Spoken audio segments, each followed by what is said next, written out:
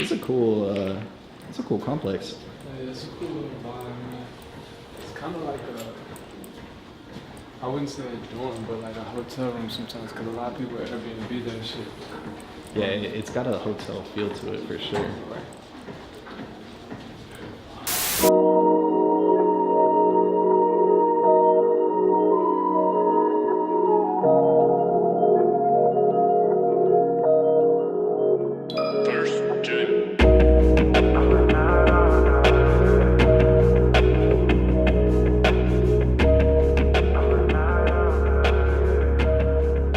We did already touch up on a few things, but you're from South Dakota, Sioux Falls. Yeah, Sioux Falls, South Dakota. We talked about the scene out there. There's the lack of, would you say, lack of scene that. It's the lack of like the city doesn't want to let the scene grow like that, but the people there, like the youth, like they want to see the city grow. And like there's a lot of talented artists there. You know, I'd be lying if I didn't say that there was a lot of other talented artists there. There's a lot. But there's no like curators really to like put it together, or. Yeah, I mean, some people just aren't consistent. You know what I'm saying? Like some people just like don't take it as seriously as they should, even though they have the talent to do it. Mm-hmm.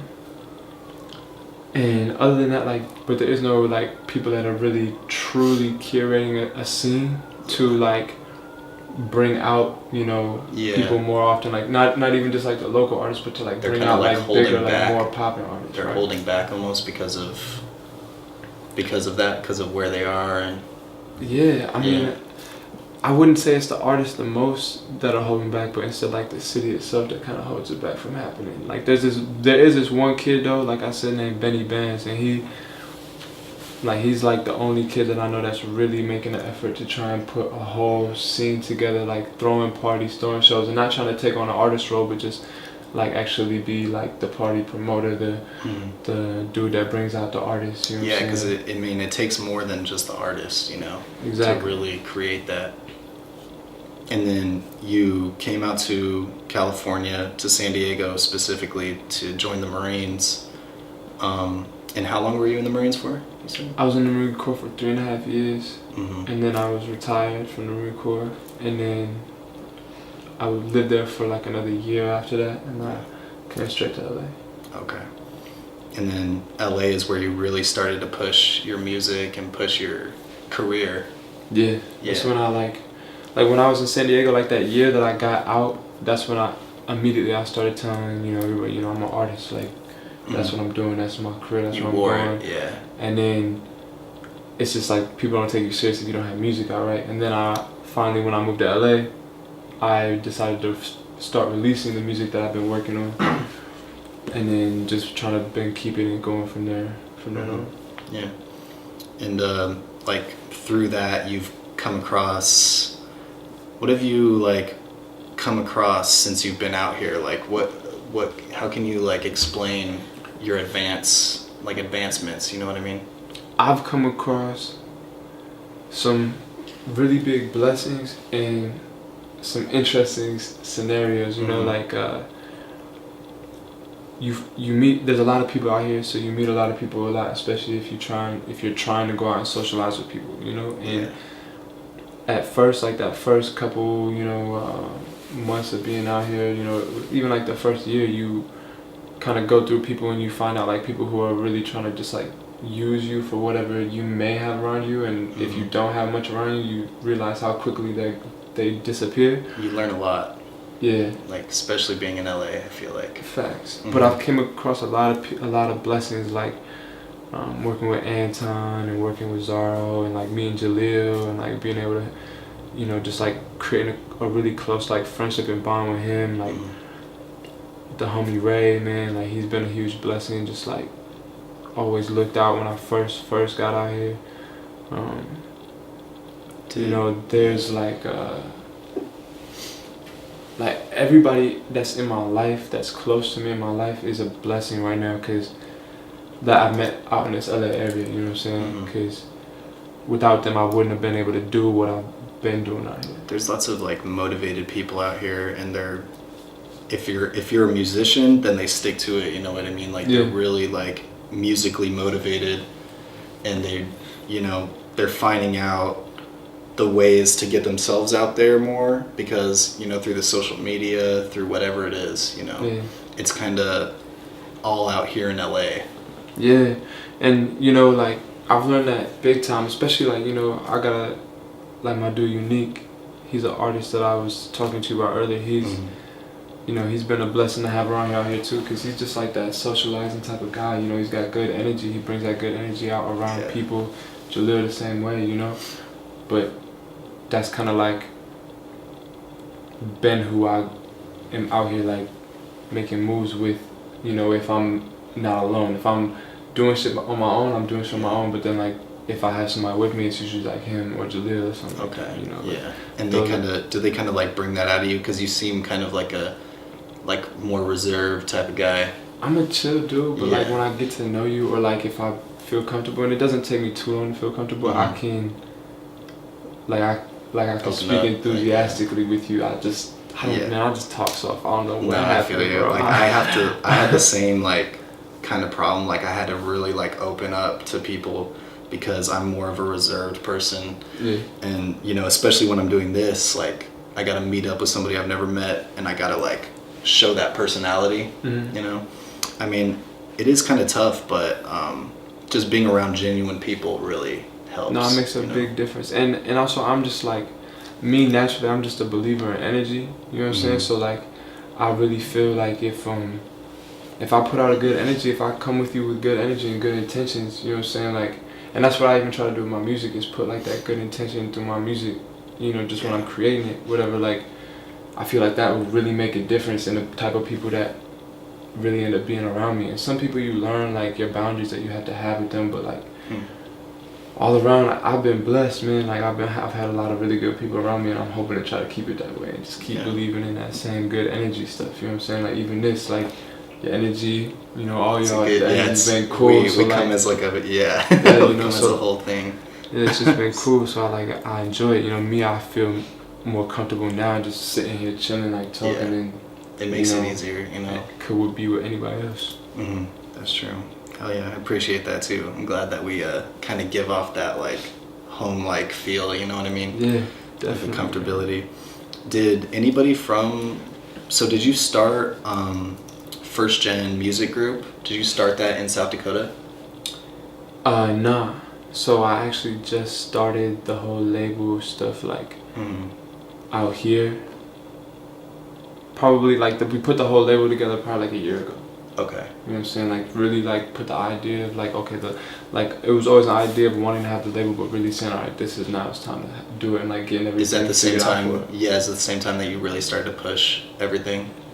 No, I was already starting to push the music. It's just that like I had at that point in time, I really figured out exactly which direction I want to go and how I want my career to go. And obviously, like, you know, your career doesn't always go the way that you want it to go necessarily, but I have exactly like the direction and where I'm trying to go. You know what I'm saying? Like, that independent lifestyle is a great way to be. So that's the move I'm trying to make, and having a label is a great way to make that happen. Exactly. So that's your main goal with it, is to kind of start a label through it, and you want to like bring in artists under you, and not even necessarily like artists under me. Like I want to bring in artists. You know what I'm saying? Like the whole point of having a label is so that I have something bigger than just myself to offer when, you know, talking to people. You know what I'm saying? So like I'm trying to build my brand, have my artist buzz going, whatever, have my fan base that fucks with me, and then I'm trying to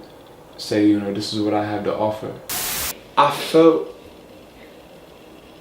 like I was the black kid in the family sometimes, like as a little kid, but honestly I could say that my family was like really like, they just really loved me, like, you know, and I was blessed to have that, you know, to have like a white side of the family that really just like showed mad love to me, especially my grandparents. Like I don't think that they treated me like a black sheep, but I saw them more because I lived in the same city as them, so like I saw them more growing up than like any of my other cousins really got to see them.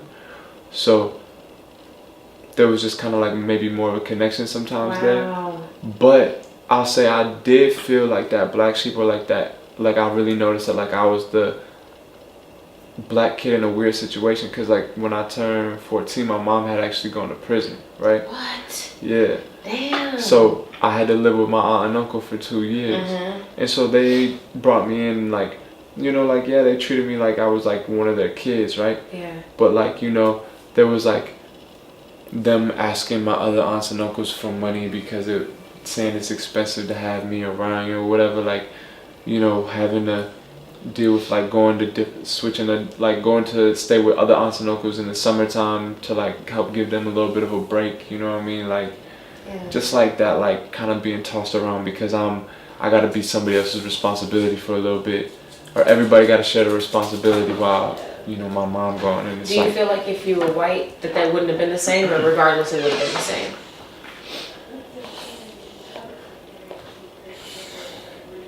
I don't know how to answer that. I feel like they would have loved me the same even if I was a white kid. Okay. But I feel like they wouldn't have thought I was so at risk of being a troublemaking kid. Like they probably, like I know that off rip they just thought I was in this shit that I wasn't into at the time. You know what I'm saying? Like there was a moment in my life when like, yeah, I was doing reckless shit and like I shouldn't have been doing what I was doing, and like I could have gotten into a lot of trouble, you know, and I was blessed to not get, you know, stuck in a lot of trouble. But like before I was ever into that type of shit in life, like then you could tell like that was like their mindset, like, oh, you know, he could be into these things because he hangs out with the other little black kids, you know. And it's like not because they looked at black kids differently, it's just like they didn't know no better. Yeah. Do you feel like Drop it. because your dad's the only black man that your mom's been with? Yeah. I'm assuming, I don't know. Well, actually I think she got a black boyfriend right now. Oh really? Yeah, you know, she's still trying to date, find that person in her life to be with. You know what I'm saying? I don't know if she really, I don't know, but I think so. Okay. Do you like, because I know that, I mean, I don't know what black But folks that from would, South but I'm Dakota. pretty sure that he'd be like the second one, you know, or maybe like the third one. And your dad's not around? Like in your life? Yeah, no, I've never met him. Do you feel like, I mean, I know that Texas is so diverse, like what, Houston? Where's she at in Texas? Where was she at? I don't know. It was like I want to say it was a Christian school, but I don't remember exactly what it was.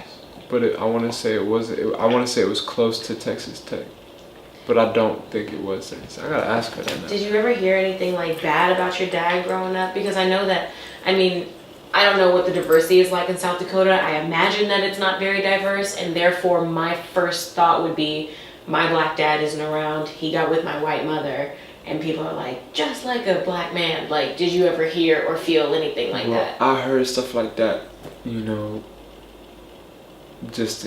yeah, I've heard stuff like that from people in my life, but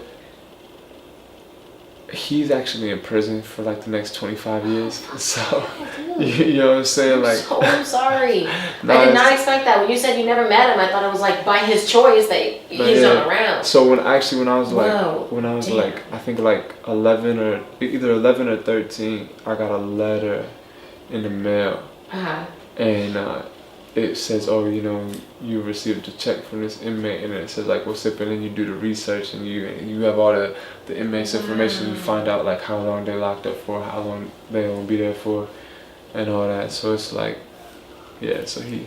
Did you find that shit out for yourself, or did your mom tell you, listen, this is the situation with your father and I? No, she got the letter, or maybe I got the letter, but we looked at it at the same time together. She sat you down and like, okay, that's cool. Like once you're old enough to understand type shit. Yeah, well, because I got it when I was like, it was either like 11 or 13, and like my mom was always like, I think it's because of the types of relationships she's had with men or whatever, or like whatever type of vibe has been going on, like she's always kind of treated me like more of like a best friend. You know what I'm saying? Like treating me like her son, always taking care of me, you know what I'm saying? Stuff like that, but like always like kept me in the loop of things, kind of like a best friend, you know, and like kind of like just kind of like would just be open with me about like certain stuff. You know what I'm saying? I know she's probably lied to me about plenty of stuff and like try to hide certain things from me to like, you know, keep things more cool, but like there was a lot of stuff that she just come and be like, oh hey, this is like the facts. This is what's really up. You know. Wow, your mom sounds like a real one. Are you and your mom like hella close? Yeah, I love my mom. That's She's awesome. mad cool. Your mom sounds dope. Yeah, she sounds is. real cool. She is. She's That's made tight. like a lot of choices, but I know that all the choices that she made were to try and take care of me and my siblings. You That's know what awesome. I'm saying? So Hell yeah. yeah, she's the shit.